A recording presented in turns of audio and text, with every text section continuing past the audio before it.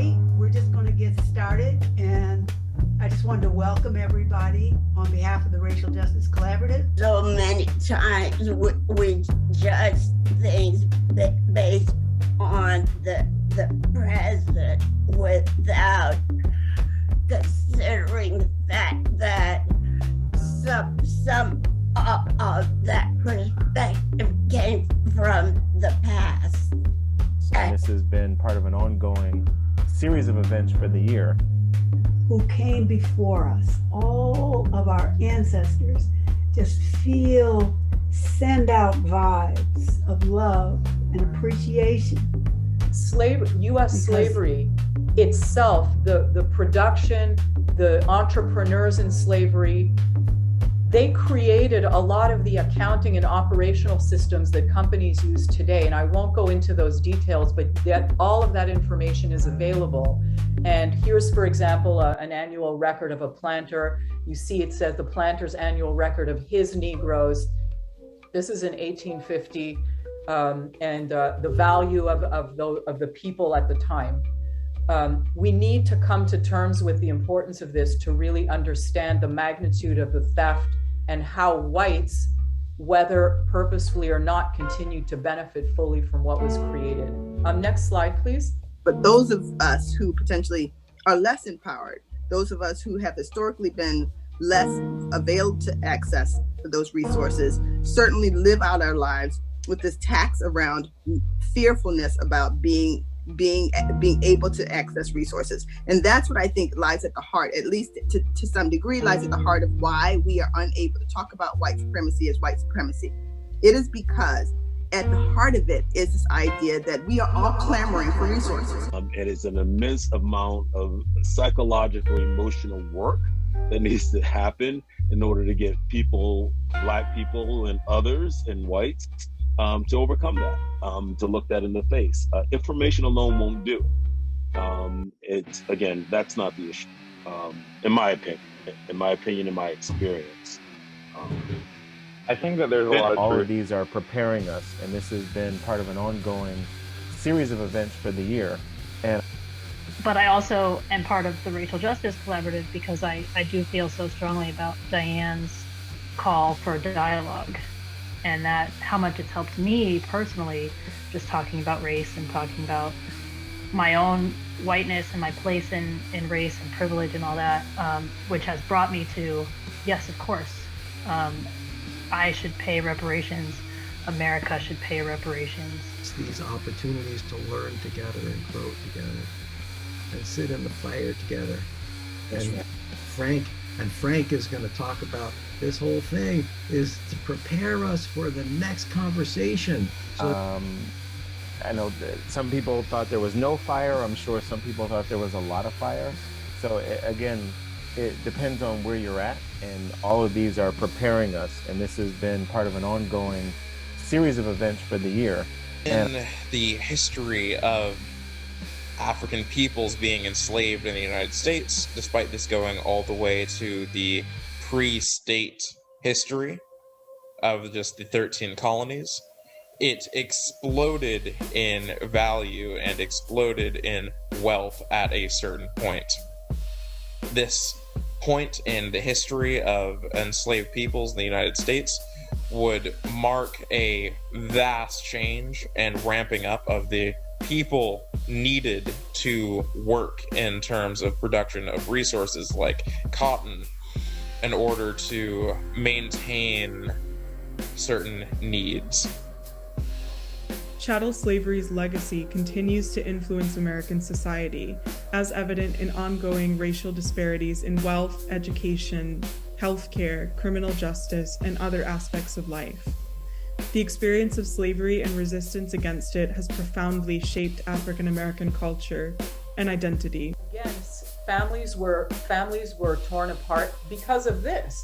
This, when you read it, sounds cold and calculating and economics, but basically this is what happened to people. They were taken by the bank. Who knows what happened to them, where they were sent, and so forth. An interesting note please, the source here. So there's this article, but also in New York City, there's something called the Inside Out Tours, and they run a New York City slavery and Underground Railroad tour that really links Wall Street to slavery in a way that probably many people don't know. And out of that, I also was able to confirm that New York City probably received 40% of all the US cotton revenue through money from its financial institutions, shipping, and insurance companies. And again, it goes back to Pharaoh's point that no one in the North can just look at the South and poo-poo them as backward, former enslavers. The whole of the North is completely engaged, or was completely engaged, and today I would argue is still engaged because they grew from this.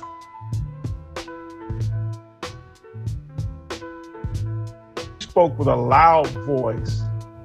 So I don't think the Black community's ever been weak. It may have not had, violence is not always the answer, nor is nonviolence always the answer. It found that most white women support a national reparations policy, and then along with 44% of white men.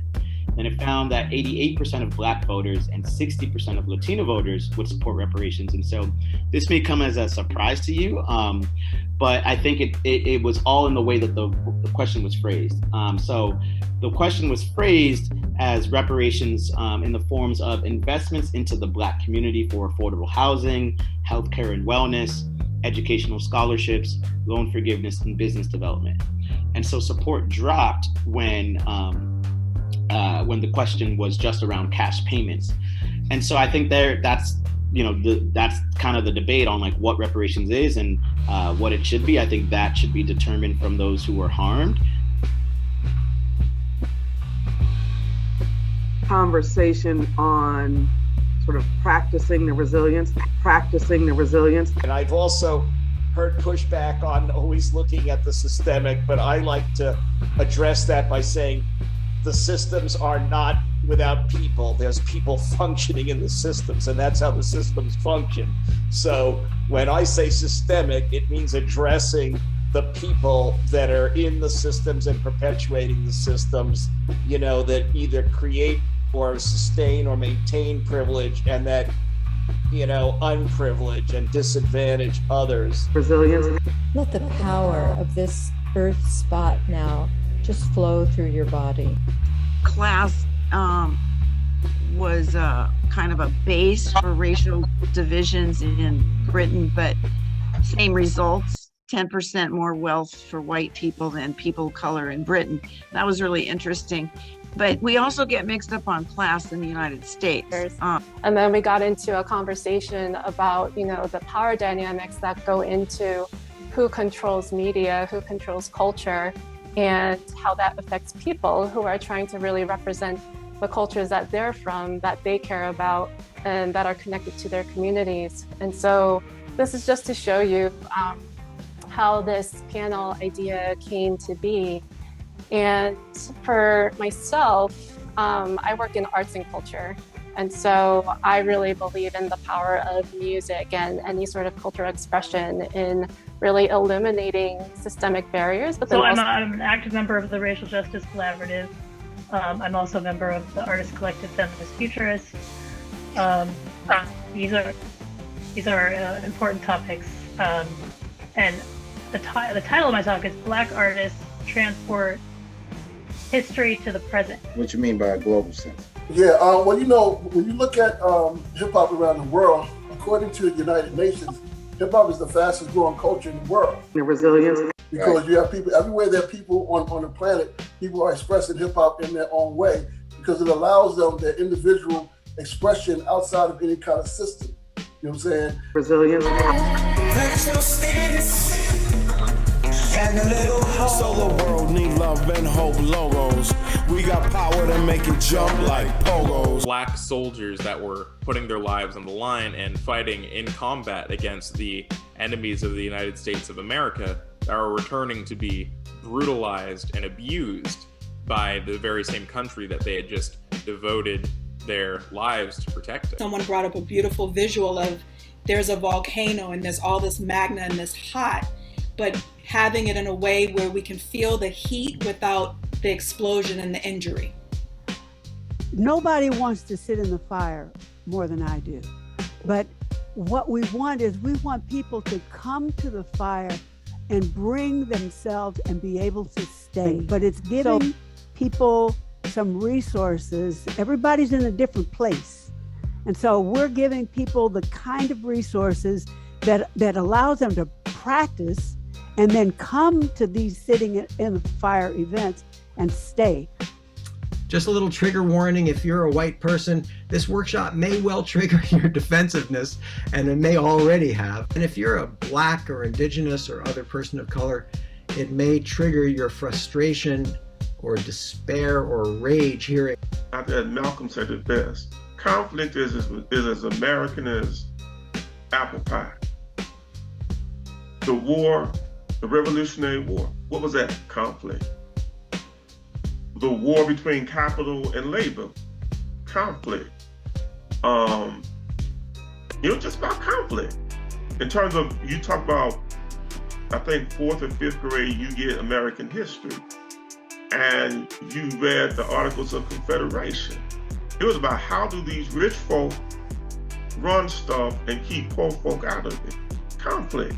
You've got marijuana cigarettes in a pack, and we're still in prison and can't be involved in the industry. Other industries it's called an inclusion rider, and there's been some activists, actors, and I hope some athletes that are also going to involve themselves in this, which is the enormous amount of money being made.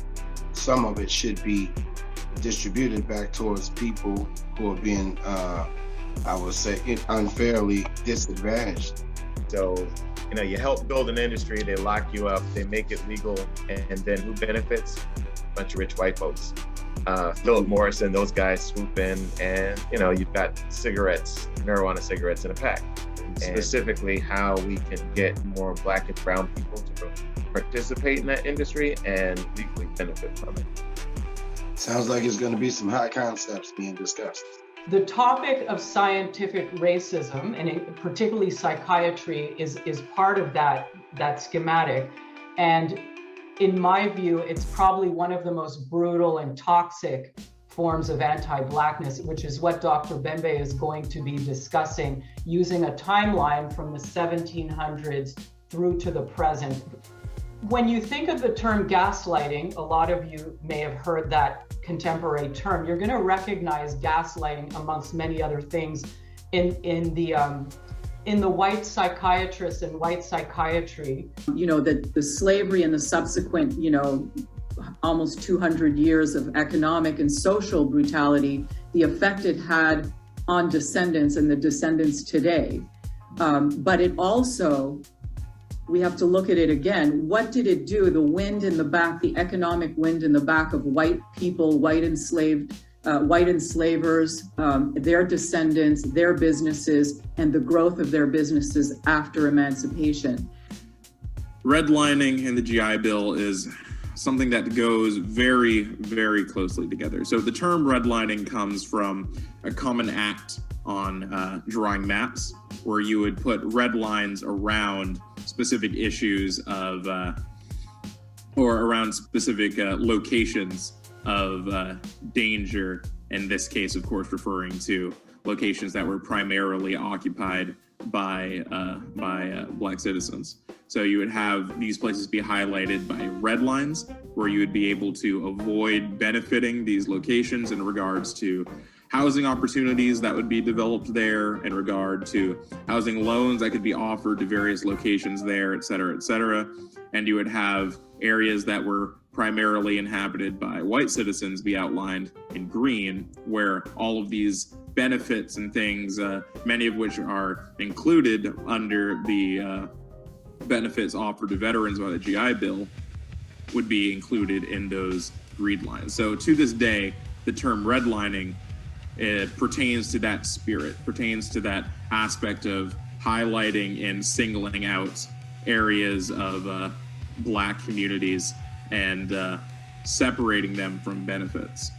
This is a white person's job to begin really fashion in your mind a different paradigm about where the problem lies. Welcome, everyone. Today, we're introducing affinity groups and explaining their purpose in building stronger, more understanding communities. The idea of affinity groups might be new to some of you, so let's start by explaining what they are.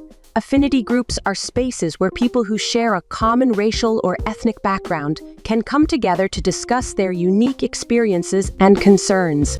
These groups provide a safe environment to explore identities, unpack experiences with racism, and prepare for broader multiracial dialogues. This helps us prepare for conversations with other racial groups. We work on understanding our biases and the impact of systemic racism, which helps us become better allies. So if you're a white person, I want to invite you to remember a time when you felt racially defensive with a Black person. It may have been at your workplace or in your school or on the street. Maybe someone was challenging you about your whiteness or your privilege in some way. You know, we're talking here a combination of both personal work that needs to be done and how we can help people do personal work and how we can do personal work on ourselves.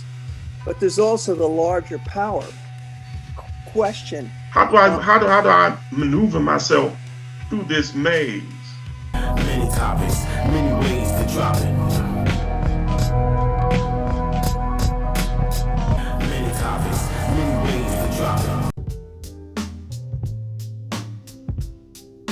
And welcome to Celebrating Juneteenth, a holiday that celebrates de facto freedom for African Americans. The story of Juneteenth.